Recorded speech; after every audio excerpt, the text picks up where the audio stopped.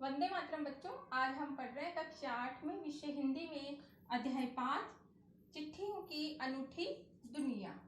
इसके लेखक है अरविंद कुमार सिंह। सबसे पहले इसके शब्दार्थ देख लेते हैं। अजीब व गरीब यानी अनोखा, SMS यानी लघु संदेश सेवा। जैसे हम व्हाट्सएप वगैरह में जो SMS करते हैं वो कहलाता है लघु संदेश सेवा। अहमियत, महत्व, हरकारा, दूत, डाकिया या संदेश वाहक। तह, गहराई, प्रशस्ति पत्र, प्रशंसा पत्र। मुस्तैद, तत्पर, दस्तावेज, प्रमाण। गुडविल यानी अच्छी छवि, यानी किसी भी व्यक्ति की मतलब अच्छी छवि होना सब लोगों के सामने, वो कहलाता है गुडविल। हैसियत यानी दर्जा। ढाणी, अस्थायी निवास स्थान या कच्चे मकानों की मतलब रहने की एक जगह, वो कहलाती है ढाणी। हाँ देखो बच्चों, आप ये जो पाठ है चिट्ठियों की अनूठी दुनिया। चिट्ठियां तो आप सब जानते ही हो, चिट्ठी मतलब पत्र। कवि कह रहा है अरविंद कुमार सिंह, जो पत्र है, चिट्ठियां है, वो अपने आप में अपनी दुनिया लिए हुए है, अर्थात पूरी दुनिया को ही जैसे कि अपने आप में समेटे हुए हैं। इस पाठ में उन चिट्ठियों का, इन मतलब पत्रों का ही महत्व कवि ने बताया है कि ये कोई छोटी सी बात नहीं है।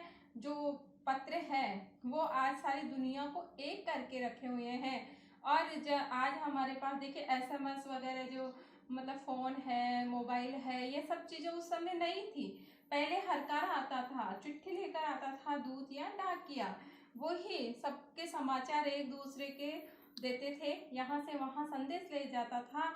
तो इसलिए जो हरकारा था वो कोई देवदूत यानी भगवान का भेजा हुआ कोई व्यक्ति हो, उस तरह से उसका लोग इंतजार करते थे कि कब वो आए, कब अपनों का समाचार लेकर आए। तो पहले तो अलग अलग प्रकार से समाचार पहुंचाए जाते थे, वो भी इस पाठ के अंदर आया है। कवि कह रहे हैं पत्र जो काम करते हैं संचार के आधुनिक साधन नहीं करते। हाँ देखिए, पत्र जो काम करते हैं वो आज चाहे हमारे आधुनिक साधन कितने ही बढ़ गए हों, वो पत्रों का स्थान नहीं ले सकते। क्यों नहीं ले सकते? क्योंकि पत्र ऐसा है कि हम इसको एक बार पढ़ लें, दो बार पढ़ लें, उसको अपना सहेज कर रख लें, जब भी मन आए तब पढ़ लें। और SMS वगैरह क्या है, हम एक बार पढ़ लिए, दो बार पढ़ लिए, बाद में डिलीट मार देते हैं, उसको हटा देते हैं और हम कुछ समय बाद उसको भूल भी जाते हैं। लेकिन पत्रों के साथ ऐसा नहीं है। पत्रों की एक अपनी दुनिया है। पत्र है जिनको आप मतलब सहेज कर रख सकते हो, उनकी यादों को संजो कर रख सकते हो जिन्होंने भी आपको लिखा है। तो इसलिए पत्र जो काम करते हैं वो संचार के आधुनिक साधन नहीं करते। अब देखिए, दुनिया का तमाम साहित्य पत्रों पर केंद्रित है। हाँ, तमाम साहित्य यानी जो कुछ भी आज हम पढ़ रहे हैं, जितनी भी किताबें हैं, वो सब किस पे है? पत्रों पर केंद्रित है। पत्रों पर केंद्रित कैसे है कि पहले के जो कवि थे, साहित्यकार थे, वो भी एक दूसरे को पत्र लिखते थे, एक दूसरे की बातों से अवगत कराते थे, एक दूसरे की आलोचना समालोचना तक वो पत्रों से कर देते थे। तो एक तरह से साहित्य का भी एक भाग क्या है? पत्र है। देखिए, पत्रों को अलग अलग भाषाओं में क्या कहा जाता है, वो इस पाठ में बताया कि पत्र को उर्दू में खत कहते हैं, संस्कृत में पत्र कहते हैं, कन्नड़ में कागज कहते हैं, तेलुगु में उत्तरम, जाबू और लेख। तीन नाम है, उत्तरम, जाबू और लेख। तेलुगु में कहते हैं और तमिल में कहते हैं कड़िद। ये इसके अलग अलग भाषाओं में नाम है। पत्र यादों को सहेज कर रखते हैं। बिल्कुल, पत्र क्या है? यादों को सहेज कर रखते हैं। कैसे कि किसी ने भी पत्र लिखा, उस पत्र को आप सहेज कर रखो, अपने पास रखो, तो वो पत्र बाद में क्या हो जाता है? उसकी याद बन जाता है। जब भी उसकी याद आए आप उस पत्र को उठाकर पढ़ सकते हैं और उसकी यादों को ताज़ा कर सकते हैं, उसकी बातों को ताज़ा कर सकते हैं। इतना SMS में नहीं होता। अब कवि कह रहा है कि भारत में रोज 4.5 करोड़ चिट्ठियां डाक में डाली जाती है, अर्थात पोस्ट ऑफिस में पोस्ट की जाती है और 4.5 करोड़ रोज लोगों तक पहुंचती है। पंडित जवाहरलाल नेहरू ने सन 1953 में कहा था, क्या कहा था? कि हजारों सालों तक संचार का साधन केवल हरकारे यानी रनर्स थे या तेज घोड़े रहे हैं। या तो हरकारे होते थे, डाके जो एक गांव से दूसरे गांव में जाते थे, या फिर तेज घोड़े दौड़कर पत्ते एक दूसरे तक पहुंचाए जाते थे, समाचार लिए दिए जाते थे।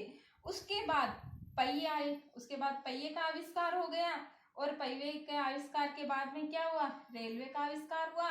रेलवे के द्वारा पत्र एक दूसरे तक पहुंचाए जाने लग गए।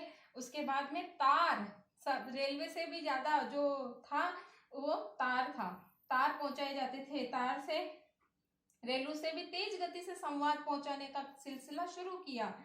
अब टेलीफोन, वायरलेस और आगे रेडार दुनिया बदल रहा है। टेलीफोन है, वायरलेस यानी मोबाइल, और आगे की जो रेडार दुनिया है, नेहरू जी ने उस समय कह दिया था कि आगे अब रेडार दुनिया बदल जाएगी और अलग अलग प्रकार से पत्रों का जो है स्थान लेते जाएंगे। स्कूली पाठ्यक्रम में भी पत्र लेखन विषय शामिल किया गया है।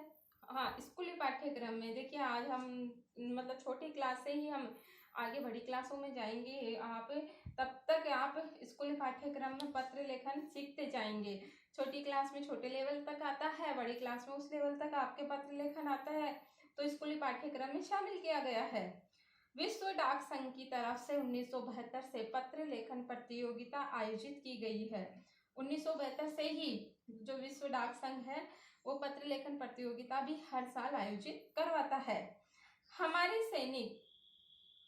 हमारे सैनिक पत्रों का इंतजार करते हैं। हाँ देखिए, आज चाहे भले ही SMS हो गया हो, चाहे मोबाइल हो गया हो, लेकिन फिर भी हमारे जो सैनिक है वो सीमा पर आज भी पत्रों का इंतजार करते हैं। इसलिए आपने वो एक गाना भी सुना होगा, चिट्ठी आई आई।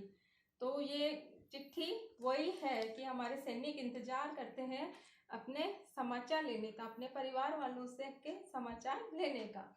गांधी जी पत्र लेखन में सबसे आगे है। हाँ, गांधी जी जितने भी इनके राजनेताओं के जितने भी पत्र आते थे आम लोगों के, उनका वो जवाब हाथ से लिख कर दिया करते थे। इसलिए गांधी जी पत्र लेखन में सबसे आगे है। ऐसा कहा जाता है कि गांधी जी का जब मतलब बायां हाथ दर्द करने लग जाता था तो वो दाहिने हाथ से पत्र लेखन करने लग जाते थे। जब तक दोनों हाथ उनके दर्द नहीं हो जाते थे तब तक सहयोगी को पत्र लिखने के लिए नहीं देते थे। वो खुद अपने हाथों से ही सारे पत्र लिखते थे।